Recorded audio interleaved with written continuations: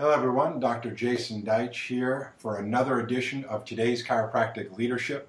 And today we're going to be speaking with my great friend, mentor, and an icon in our profession, Dr. Gerard Clum. Jerry, thanks for taking time in what I know to be your very busy schedule to give us an update on what I believe is an important topic brewing that I think we can only get really from you and those that are in the know.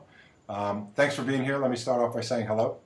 Thank you, my friend. Great to be with you. Happy holidays to you. I appreciate it. There are some things going on, I hear, rumor has it, down in Texas with the Texas Chiropractic Association and so on. There have been some questions regarding scope of practice and so on. What's the update? What's the concern? And what do we need to know about that?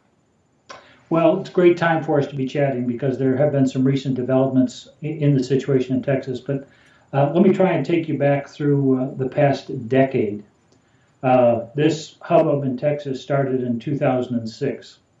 And it started as a result of actions by the Texas Board of Chiropractic Examiners with some scope interpretations that the Texas Medical Association took issue with. And they had to do with the use of needle EMG services by chiropractors in Texas. And the Texas Medical Association felt like that was clearly a violation of their scope and their rights and their ballpark, and the chiropractors had overstepped their bounds, etc. And they began a process of litigation, of challenging and filing complaints that ultimately led to litigation and so on. And it has bounced back and forth between the courts and appeals and so on, and for the last decade, literally. Wow. And up until the point right now where there was a decision in the not too distant past that basically was rendered in favor of the Texas Medical Association that brought a very narrow interpretation of the scope of practice of a chiropractor in the state of Texas. And if it were held in its full breadth and width, it would remove basically any diagnostic responsibility on the part of the chiropractor other than the management of musculoskeletal issues associated with the spine. So at first blush, you may say, well, I don't do needle EMG, so why am I going to worry about it? Well, then the next level came down to, vestibular studies, and well, I don't do, nystagmus studies and so on, but I don't need to worry about it. Well, currently, the way the Texas Medical Association has pursued this, there is the potential that if the courts find a very narrow interpretation of the act that chiropractic functions under, without any amendment to that act, that we could be in a situation where we're a second-tier provider and on a prescription basis, potentially. Now, there's nothing that says that, but if you remove a person's ability to assess a patient for the appropriateness of the care that you're going to render, then you've essentially put that person into a second-tier provider and on a referral basis. And that's really the what's at play here. But to understand this thing a little bit better, one has to back up and understand the initiatives of the Texas Medical Association. If you just take a couple seconds and you Google the Texas Medical Association website, or you visit the Texas Medical Association website, or you Google Texas Medical Association and Texas Board of Chiropractic Examiners, you'll find plenty to read. And if you've got any degree of insomnia, it's a cure. It'll put you out in no time. But the bottom line is that the Texas Medical Association has taken a very aggressive position, and one of the articles is entitled "Physicians versus Wannabes." And I mean they're pulling out all the stops. That's not subtle. No. And the policies, in fact, I printed it out, and I wanted to go through this carefully with you, just so I didn't misquote this, and that people listening got the exact flavor of it. So forgive me for turning to my notes here, but let me just read you three policy positions of the Texas Medical Association in this regard.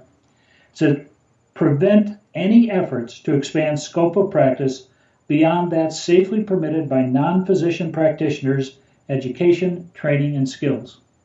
Now, the TMA has gone against chiropractors, they've gone against podiatrists, they've gone against nurse practitioners, they have gone against counselors relative to clinical or chemical dependency issues.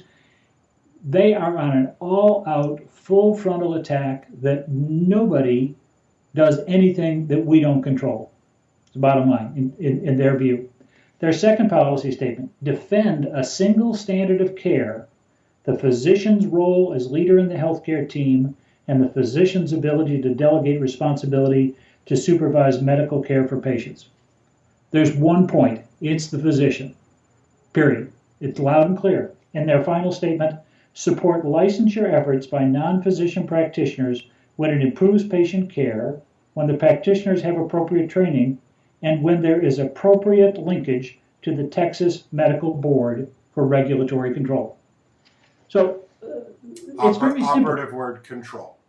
No question. No question. And it is a very clear statement. In their view of the world, there is one healthcare provider at the top, and that's the medical physician.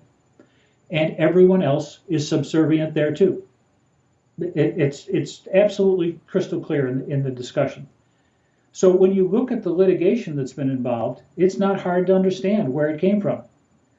The problem that we've got is that, it's like a lot of language related to the profession, or any profession for that matter, goes back 10, 20, 30, 40, 50, 60, 80 years, who knows? And from a different time, talking about a different set of circumstances that just don't exist today. The use of language is different and so on. And so you take a court that comes in with a very narrow interpretation of language versus, other interpretations. You have this radically different view of the world and the role of the practitioner. Now, the exciting thing is that Texas goes through a process, like most states do, of sunset review of their legislation. And even in the presence of this litigation that has found where the courts found that there was a limited role, and frankly no diagnostic role for the chiropractor, the sunset review process in Texas had a hearing today, this morning, and in that the vote was 11-1 that there was a diagnostic responsibility on the part of the chiropractor needed to be consistent with the legislation and part of the sunset review. Now, there's a lot of steps between the sunset review recommendation and moving that into the legislation proper. But, had the court said no way and the sunset review said no way, this would be a different ballgame. Now you've got the court saying the legislation says this is very narrow. And then it becomes the legislature's process to correct the legislation. Now, obviously, like every state, the sides are well drawn and well defined, and Texas medicine is very powerful, very powerful. And whether or not the profession can muster the votes and so on to accomplish that change in the legislation, I don't know.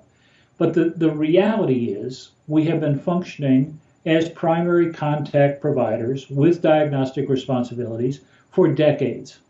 And if someone takes a rational, logical look at this discussion, it's over with, period. We have those responsibilities, we have those rights, and so on. The education and training supports it and go from there. If you take the policy statements of TMA, then nobody has those rights. Podiatrist doesn't have them, a nurse practitioner doesn't have them, et cetera. So this whole thing, while it's focusing around a current court decision that is being appealed by the profession in Texas, both the Texas Chiropractic Association and the Texas Board of Chiropractic Examiners, and that will likely happen over the next year or so. In the meantime, this thing continues to ferment, and the only thing we really need to know is what the driver is behind this. And the driver is medicine in Texas wants to control it all, period. And, they're taking a very aggressive position. And as a result, every discipline that has to interface with them has to take a similarly aggressive position. And that's where the fight lies. So this one isn't fuzzy. It isn't confusing. It isn't hard to understand. It's in your face, old school, I got the votes, power control politics. Yeah. Period. Yeah. And, while the policy speaks about the patient's interest, quite frankly, I think this is the patient's be damned in the process, because TMA is going to get what they want to get. And if it costs the patient, that's in the public interest in their view. Yeah. And that's an argument that we saw litigated and lost on the part of medicine decades ago. Do you have a prediction as to how this is going to go, or there's just too many unknown factors? Well, my common sense perspective says this will get sorted out in the legislature. Okay. I mean, you've got thousands. Meaning that we'll retain the rights we've previously had for decades. You've got thousands of practitioners in thousands of offices across Texas. You've got 2 educational institutions in the state that are offering chiropractic degrees. The profession is licensed. We're part of the fabric of the society in the state. And to suddenly say, no, we're not doing that anymore, that's silly. It's disruptive, it's harmful, and all sorts of things. What G and Haw is going to have to happen between medicine and chiropractic, between medicine, chiropractic, and the legislature. Nobody knows that. And there's been a lot of very colorful politicians that have come out of Texas, so God only knows what could happen in the process of this. But my common sense side says this will get sorted out, and we won't get everything we want, but neither will TMA, and it's the process of litigation and legislation and how it works out. My Machiavellian side says, well, this is power and money and prestige, and they're going to roll those things out. And could we get steamrolled by those? We could. So we're in a day and age of all kinds of political surprises, right? We've all said that's impossible, and that things happen. So that's anything's right. possible these days. Yeah. So it's I'm not saying the sky is falling, but there's some dark clouds, and we need to prepare for them and attend to what we need during that process. So I'll ask you, what are the lessons learned? Here's what I'm hearing, and obviously feel free with anything else. Number one, everything seemed to be going just fine until we decided to want to expand our scope into potentially what some might argue we shouldn't be in altogether. That's a debate, but those are sort of the facts. Yeah. We woke up the sleeping dog, so to speak. And we now are looking at facing, spending a lot of time, a lot of money, a lot of energy into defending something that we basically already had for a long time. Is that accurate? Yes. What's the lesson learned? Well, I'll give you a couple old adages here in this consideration. Everything works till it doesn't. And the bottom line here is that things were working fine in Texas. They were moving along for the profession fine. The landscape changes, the face of healthcare changes, the payment system of change, and we got looked at in that process, and so on. Go from there. The second consideration is, the other lesson in the thing is, don't overvalue your hand. Because you want something and because you think it ought to be that way, and you can take whatever kind of moral high ground you want, make pretty darn sure you've got the legislation and the law behind you when you're going to make those kinds of pushes. Mm-hmm. And understand that for every action, there's an equal and opposite reaction. And that's where we are. If you go back and you look at the history of this thing from 2006 forward, it was, slap to the right, slap to the left, slap to the right, slap to the left, back and forth, until all of a sudden it wasn't just a slap. It was, it was straight to the jaw, time after time. So I think the thing for people want to, practitioners of all kinds, regardless of the discipline, if you don't have a plenary license like medicine does, you may get additional education, you may get additional training. Because you've had that doesn't mean you've got the right to do things, even though you may have capacities and competencies associated with them. If it's not in the legislation, be careful. And when you want to put it in the legislation, look at the law of unintended consequences. Not only what the issue is at the moment, what's the issue going to be in 5 years, in 10 years, and then make your best decision as you move forward. Not just the upside of looking for what you want, but the potential risk of opening certain doors and having fresh eyes, new people, new times, new money, new agendas, and it only takes one maverick to have their agenda and want to stick to it. Of unintended consequences. Yeah. Well, I hope your optimistic side, not your Machiavellian side, plays out. Is there anything that practicing chiropractors can do, should know? Obviously, we want to keep them well informed. Are there action steps? Are there things they should be doing either to help support Texas or things they should be doing in their state so that they don't find themselves in a similar situation? Yeah. Well, let's talk about Texas right away. The TCA is looking for some financial help from the profession if they can get it. This is a very expensive, protracted litigation. At the end of the year, if you've got a little bit left over and you can send them a donation and get it in under the tax deadline, it would be helpful. And you can find their website easy enough, the Texas Chiropractic Association. In terms of the individual guy or gal in practice, the truth of the matter is I would bet 95 to 98% of practitioners haven't read the law they function under since the day they got licensed. And you look around and you see, well, what's the other person doing? And then that becomes the norm. And go back and look at what your enabling legislation is. What authorities are there clearly, what are there on the questionable side, and what simply aren't there. Now, I'm not suggesting you've got to take it at face value and say that's the way it is for all time, but understand where you are and where your vulnerabilities are, and then live with those at the moment and work hard to change them if you feel they need to be changed down the road. Now, there's scope expansion kind of things I hope never happens relative to us, but it's the same advice for anybody regardless of their position. Right. Is that, don't proceed.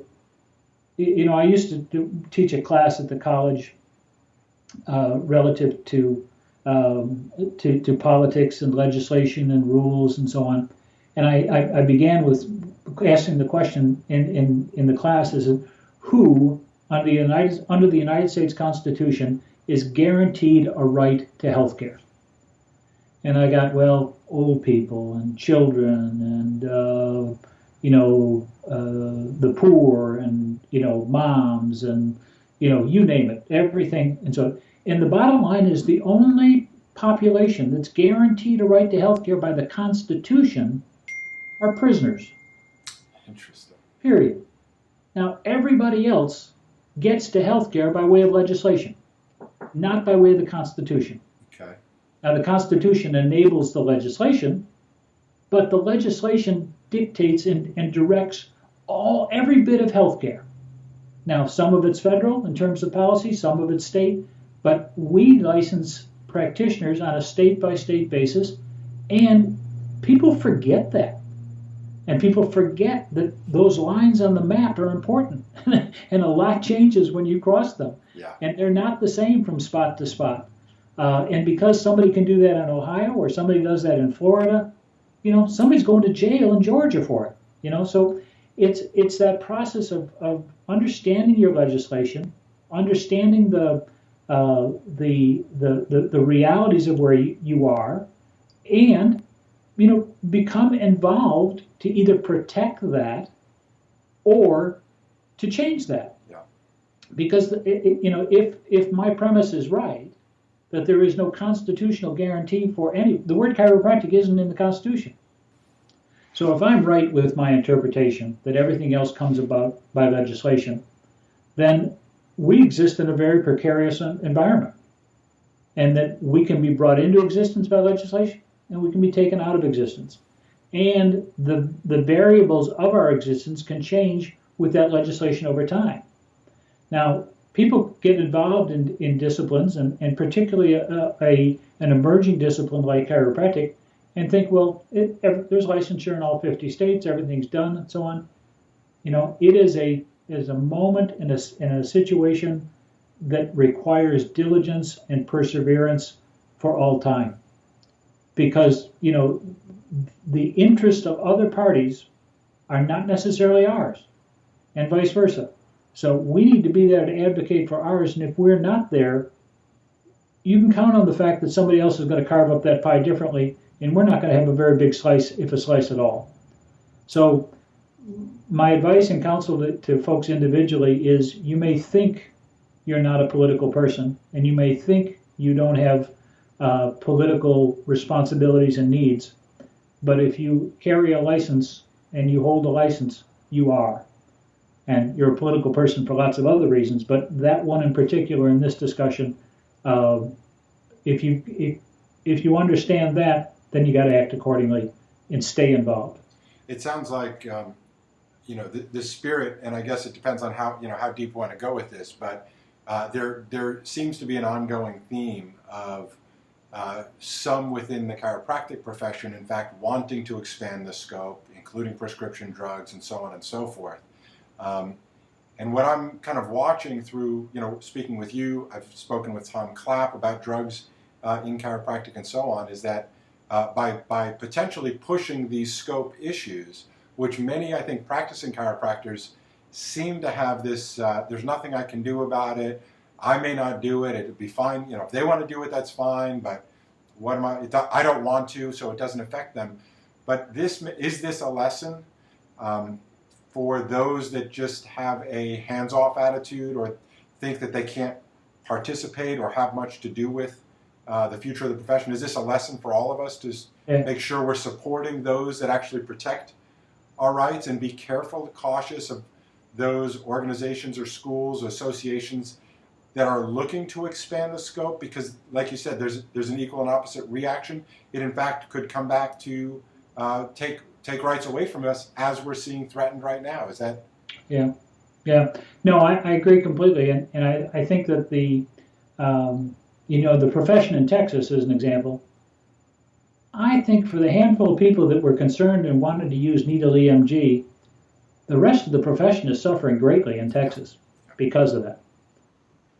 And the risk of that cancer spreading beyond Texas to other states, and to embolden other medical associations to say, well, by God, if they can do it in Texas, we can do it here. Yeah.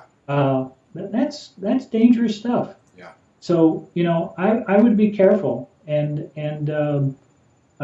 slow and steady, as far as the changes go. And you're right. As far as the need for support and participation, it isn't altruistic at all. It's self-preservation. Self-preservation, exactly. You've invested a lot of time, you've invested a lot of money, you've got a lot at risk relative to your profession.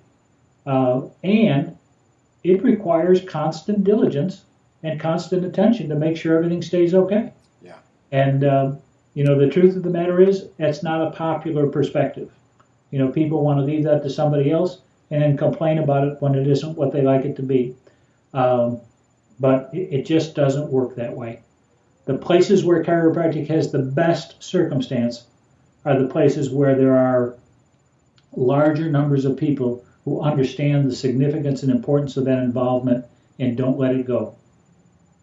And really, from what I hear, focus on what our unique specialty is without having to really threaten other people's livings. I mean, from a purely economic standpoint, let's reverse the roles. If there were professions that were looking to infringe upon our core primary services, we wouldn't be so happy about that either, would we? We're not thrilled that physical therapy people want to manipulate. We're not very happy that the naturopaths think that they have or perceive that they have a manipulative role. Yeah, my point exactly. But we don't look at it the other way. So it's it's something you need to think about carefully and to reason in the long haul rather than in the urgency of the moment. Right. Sounds good to me. Well, again, I thank you so much for keeping us up to date. You are our go-to leader for what's going on in the profession, and really being able to articulate what the issues are, understand the breadth and scope, and most importantly, help practicing chiropractors just understand what's the implications and how important is this. What do I need to do? Who do I need to support? Where do I maybe draw back support? And how do I stay well informed and aware of what's going on? That's our goal with today's chiropractic leadership. Closing comments, Dr. Clum? No, my friend, just you hit the nail on the head. I wish it were such that we could just go in, see our patients, and have fun with them, enjoy it, go home, and didn't have to think about another thing. There's a lot of things I wish for in this life that I'm never going to see, and I think that's one of those things on that list. Well, and if you want to do that, just make sure you're supporting financially and encouraging others to do the same. Those people like yourself and others who do have the skill set, passion, desire, and willingness to, play politics and do what they got to do. It doesn't happen by itself. So, only thing we got to work with is time, treasure, and talent. There you go. And if you don't have the time, put your treasure to work. And if you don't have the treasure, put your talent and time to work. But that's all we've got. So let's make the best of it. Beautiful. And in the meantime, we'll keep doing our best to keep you and everybody else well informed. Thanks for watching another edition of today's Chiropractic Leadership. Thanks for being with us, Dr. Clum. Thank you, my friend. Always good to see you.